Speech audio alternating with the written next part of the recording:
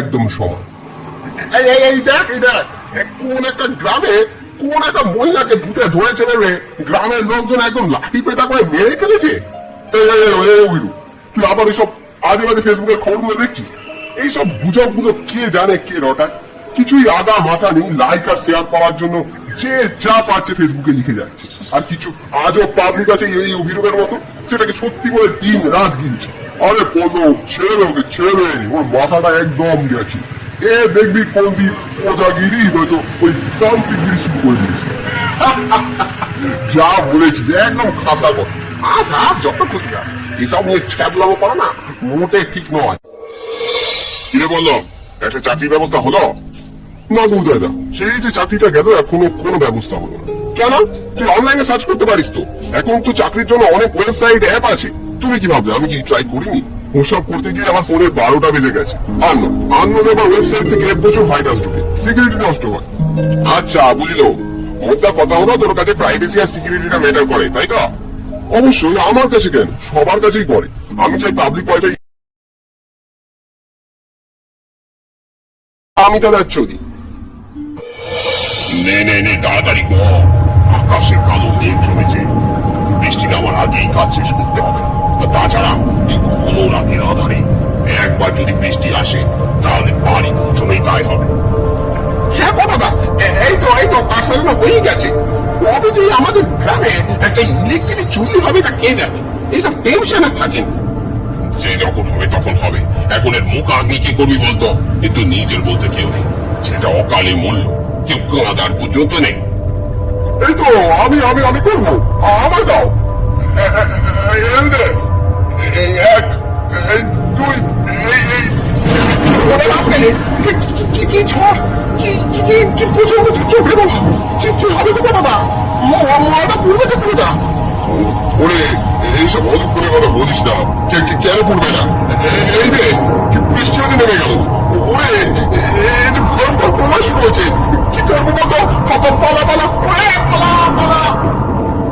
হ্যাঁ বল পল্লব, কেন রেখেছিস? আয় এখানে শোন, একটা জব্বর খবর আছে তোর জন্য। একটা চাকরির ব্যবস্থা হয়ে যাবে। বলিস কি? ছাতুগঞ্জে আমার এক দুঃসম্পর্কের কাকা আছে, তো তার কারখানায় দুজনের কাজের ব্যবস্থা হয়ে যাবে বলেছে। তাহলে তো দারুণ খবর, বল পল্লব।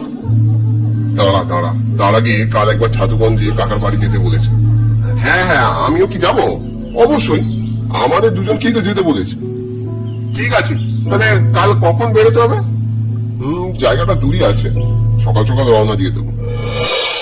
সত্যি তোর কাকা মানুষটা কিন্তু দারুণ, এত বড় মাপের মানুষ দেখে বোঝাই যায় না। ঠিকই বলেছিস, এই গ্রামেও কাকার বেশ নাম ডাক আছে শুনেছি। কারোর কোনো বিপদ আপদে কাকা ঝাঁপিয়ে পড়ে। খাওয়া দাওয়া গল্প গুজব করতে গিয়ে কখন যে বেলা গুড়িয়ে সন্ধ্যে হলো খেয়ালই নেই। লাস্ট ট্রেন চলে গেল 5টায়। তুই এখানকার রাস্তাঘাট ঠিকঠাক চিনিস তো বললো? ওই বছর খানেক আগে একবার এসেছিলাম। এইটুকু মনে আছে, এই রাস্তা দিয়ে মিনিট 15 গেলে ইটাবেরিয়া রেল স্টেশন, সেখান থেকে ওই ব্যান্ডেল লোকাল আরামসে পেয়ে যাব। কিন্তু এখন সমস্যাটা কি জানিস? আকাশের মেঘ।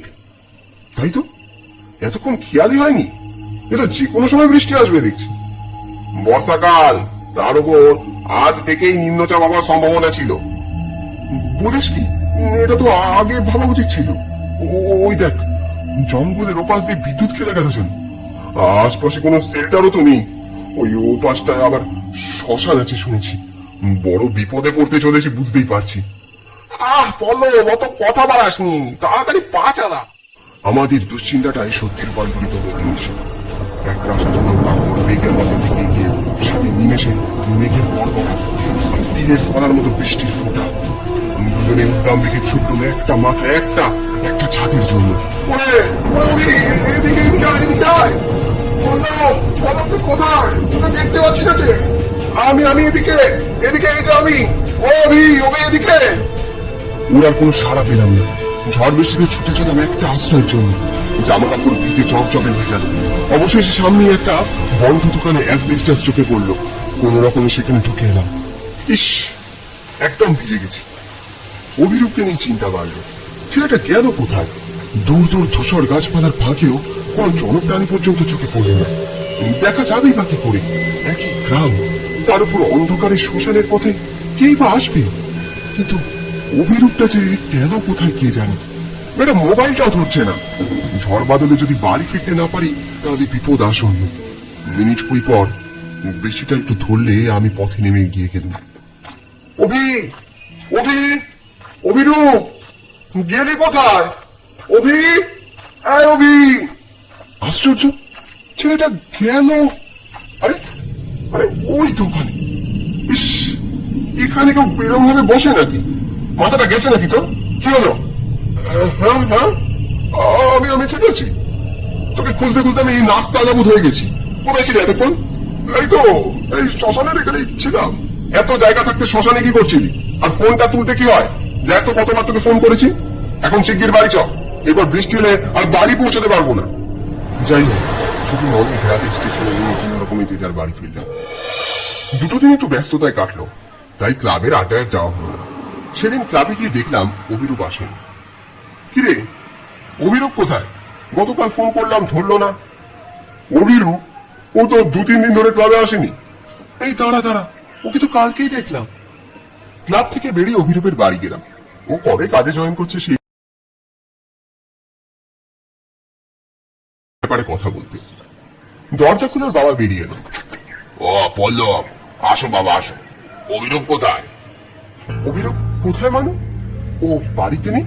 না, ও তো ফোনে বললো ওখানে তোমার কাকার বাড়িতেই দুদিন থাকবে, তারপর তোমার সাথেই নাকি আসবে।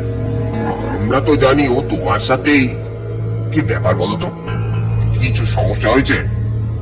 আমার কিন্তু চিন্তা হচ্ছে ছেলেটাকে নিয়ে। না না না না না কাকু, কোনো টেনশন করার কিছু নেই। ও আমার সাথেই ছিল, ভাবলাম হয়তো আগে বাড়ি ফিরে গেছে। তা আপনি কোনো চিন্তা করবেন না, আমি আমি দেখছি। আমার মাথাটা কেমন ঘুরিয়ে গেল। কি ব্যাপার? ওদিকে ও মনোজ বলল যে ও নাকি দেখেছে এদিকে। কাকুর কি বলছে আমি তো কিছু বুঝতে পারলাম না। ওখান থেকে বেরিয়ে এলাম। উনি বাবাকে এখন টেনশনে রেখে লাভ নেই। হাজারবার ওকে ফোনে ট্রাই করলাম কিন্তু পেলাম না। সেদিন রাতে অভিরূপকে কেমন যেন অন্যরকম দেখেছিলাম। মনোজের কাছে জানতেই হবে কাল ও অভিরূপকে কোথায় দেখেছে। মনোজকে ফোন করলাম তখন। মনোজ, তুই অভিরূপকে ঠিক কোথায় দেখেছিস বলতো? কেন, সব ঠিকঠাক আছে তো? তুই বল না, তুই কোথায় দেখেছিস অভিরূপকে? আমার দরকার আছে। সে ঠিক আছে, কিন্তু কোথায় যে ওকে দেখলাম এই মুহূর্তে তো মনে করতে পারছি না। তবে আমি মনে হয় ওই জেলে পাড়ার দিকে ওকে দেখেছিলাম। ও ঠিক আছে, তুই রাখ। রাতে বাড়ি ফিরে এলাম। মনের ভিতরে একটা খটকা থেকে গেল। একটা ভয় আর দুশ্চিন্তা আমাকে রাতে ঘুমাতে দিত না। ভোরবেলা ঘুম ভাঙতে লোকজনের কথাবার্তা কানে এলো। আমার বাড়িটা রাস্তার ধারে। দেখলাম দু তিনজন লোক নিজেদের মতো সব ফিস ফিস করে বলছে। বলেন কি? এমন অদ্ভুত ঘটনা আমি বাপের জন্য শুনিনি। তবে আর বলছে কি? পোল্ট্রিতে রক্তারক্তি কাণ্ড। তো সত্যি ভয়ের ব্যাপার গো। কি হবে বলো তো? তারপর আর কিছু শুনতে পেলাম না। তবে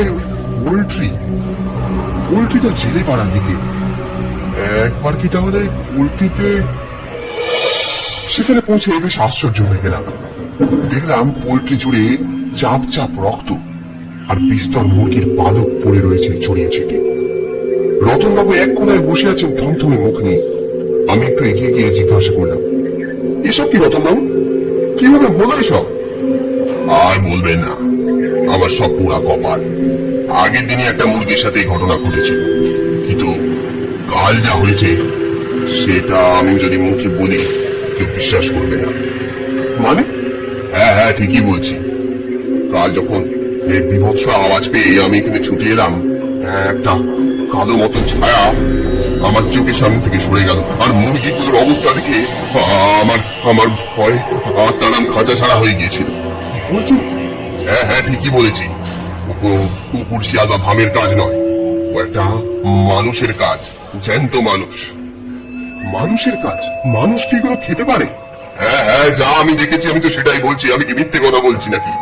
না না, আপনি ঠিকই বলছেন। তবে ওর মুখ কি কখনো আপনি দেখেছেন? না, মুখ দেখা হয়নি। সে ছায়া মানব। তবে ওর চুলটা কোঁকড়ানো ছিল, এটা বলতে পারি। চুল কোঁকড়ানো? অভিরূপ? হ্যাঁ, কিছু বললেন? না না না কিছু না কিছু না, ঠিক আছে ঠিক আছে। এই এইদিকে স্ট্রাইকারটা দে তো। এবার একসাথে তিনটে গুটি ফেলবো, এইটা, ওই দিকেরটা আর ওইটা। কি বিশ্বাস হচ্ছে না? এবার দেখ। এই দাদা বাইরে হবে। পরশু কিন্তু হাতিবাগানের সাথে আমাদের ম্যাচটা আছে, বুঝে যাস না। কি বলছিস? এই ম্যাচ কি ভোলা যায়? আগের বার যা গোল দিয়েছিলাম ওদেরকে, ওরা আর জন্মান্তর ধরে মনে রাখবে। হ্যাঁ হ্যাঁ, তুই গোল দিয়েছিলিস, আমি ভ্যাবলাটা গোল দিয়েছিল। আরে ছত্তা, সবসময় বাজে কথা। কে কে আজো? দাদা আমি দরজাটা খুলে দিয়ে। ঠিক আছে যা। কি হলো? এতক্ষণ কি করছিস? তাড়াতাড়ি আয়।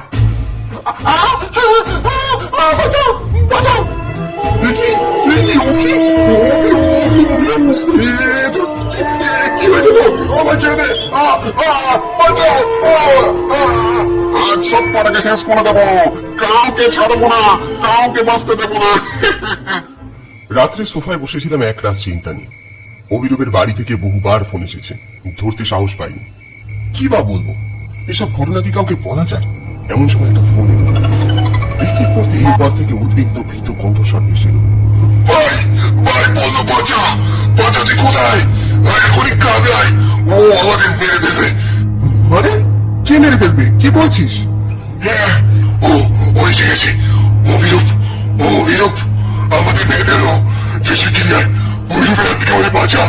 সমস্যা, ফোনের লাইনটা কেটে গেল। আমার হাত পা ততক্ষণে ঠান্ডা হয়ে গেছে। তাহলে কি এবারও পশু পাখি ছেড়ে মানুষকে? আমার কিছু একটা করতেই হবে। আমাকে মেরেছে তোদের মতোই মানুষ, তোদের কাউকে ছাড়বো না, কাউকে না।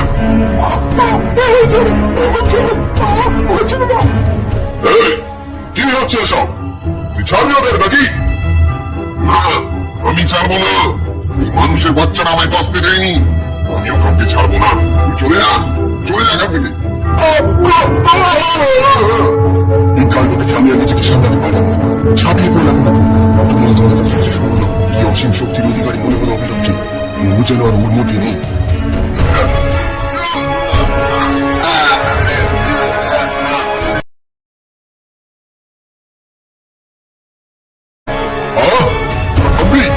ওকে তোরা কোনোভাবে আয়ত্তে আনতে পারবি না, কাউকে ছাড়বো না, কাউকে না। অভিরূপের গায়ে এক রাশ ছাই ছুড়ে দিল, তাতে অভিরূপ যেন একটু শান্ত হলো। মারিস না, মারিস না, আমায় বাঁচতে দে, বাঁচতে দাও, ছড়ি না, আমায় বাঁচতে দে। তুই অভিরূপকে ছেড়ে দে, আমি তোর আত্মার সদ্গতি করবো। না, তুই পারবি না, আমি একে ছাড়ছি না, তুই চলে যা। তবে রে, তবে রে, না তবে।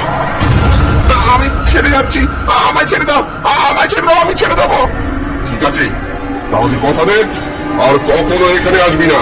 আর যাবার সময় ওই কাঁঠাল গাছের ডালটা ভেঙে দিয়ে যাবি। আমি এক্ষুনি চলে যাচ্ছি, কথা দিলাম, আমায় ছেড়ে দাও, আমি আর দিকে আসবো না। এরপর আমরা দেখলাম অভিরূপ ফোন করে মাটিতে পড়ে গেল, আর অনতি দূরে কাঁঠাল গাছের ডাল ভাঙার শব্দ পেলাম। সবকিছু মিলিয়ে যখন বাড়ি ফিরলাম, তখন ভোরের আলো ফুটতে আর বেশি দেরি নেই। এরপর আমরা সবাই আবার নিশ্চিত ভাবে স্বাভাবিক জীবনে ফিরে এলাম। ক্লাবের আড্ডাও আবার আগের মতো জমে উঠল, যদিও অভিরূপের পুরোপুরি সুস্থ হতে আরো সপ্তাহখানেক সময় লেগেছিল।